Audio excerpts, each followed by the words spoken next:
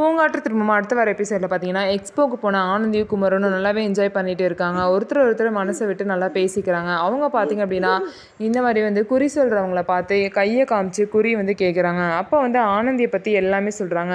உன் வாழ்க்கையில் நடந்த கசப்பான விஷயம்லாம் ஒரு வாரத்துக்கு முன்னாடியே எல்லாமே முடிஞ்சிருச்சு. இனிமேல் நீ உன் வாழ்க்கையில் நிம்மதியாக இருப்ப. அதுக்கப்புறம் இனிமேல் உன் வாழ்க்கையில் நடக்க போகிறது எல்லாம் நல்லபடியாக நடக்கும்.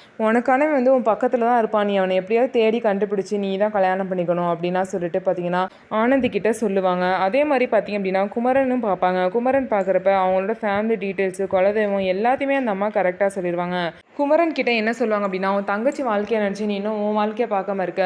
உன் வாழ்க்கையை பார்க்குற நேரம் வந்துருச்சு. உனக்கானவளை நீ தான் வந்து போய் தேடி கண்டுபிடிக்கணும் அப்படின்னு சொல்லிட்டு குமரன் கிட்டேயும் சொல்கிறாங்க. ஸோ 2 பேரும் எப்படி வந்து சேர போகிறாங்க. ஸோ அவங்க வீட்டில் வந்து பொண்ணு கேட்டாலுமே குமரனுக்கு வந்து ஆனந்திக்கு கல்யாணம் ஆன விஷயமும் டிவோர்ஸ் ஆன விஷயமும் தெரியாது. ஸோ அதெல்லாம் தெரிஞ்சுமே ஆனந்தி வந்து குமரன் ஏற்றுப்பாங்களா அப்படிங்கிறத நம்ம வெயிட் பண்ணி பார்க்கலாம். ஸோ நம்ம வீடியோ உங்களுக்கு பிடிச்சிருந்தா நம்ம வீடியோவை லைக் பண்ணிக்கோங்க. மறக்காமல் நம்மளோட சேனலை சப்ஸ்கிரைப் பண்ணிவிட்டு பாருங்கள்.